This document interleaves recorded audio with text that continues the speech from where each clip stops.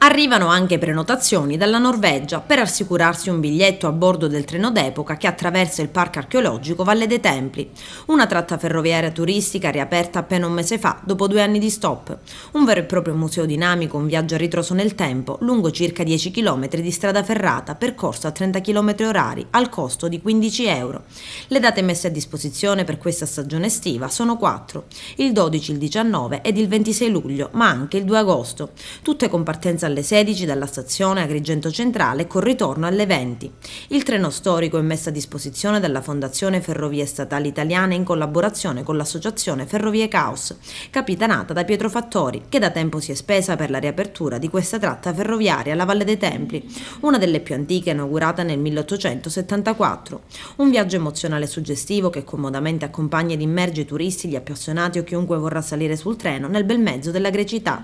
È un percorso che infatti passa per la suggestiva fermata denominata Tempio di Vulcano, proprio di fronte all'omonima costruzione, con una splendida vista anche su tutta la valle e sui templi di Castore, Polluce e della Concordia. È previsto inoltre uno stopover compreso nel costo del biglietto per scendere e visitare, accompagnati dalle guide turistiche del FAI e del distretto, i templi ed il giardino della Colimbetra, dove è previsto un aperitivo al tramonto con prodotti locali offerti da un privato. E l'appuntamento del 19 luglio è caratterizzato da un doppio ricordo, quello della strage di Via D'Amelio, in cui furono uccisi il giudice Paolo Borsellino e i 5 agenti di scorta, e della frana di Agrigento del 1966. Per il primo evento, in collaborazione con il Consorzio per la Legalità e lo Sviluppo presieduto da Maria Grazia Brandara, sarà donato ai partecipanti il Legal Game, gioco di legalità. Per il secondo, in collaborazione con il laboratorio Valli Caldi, sarà promosso un momento di riflessione su quello che è stata la frana di Agrigento.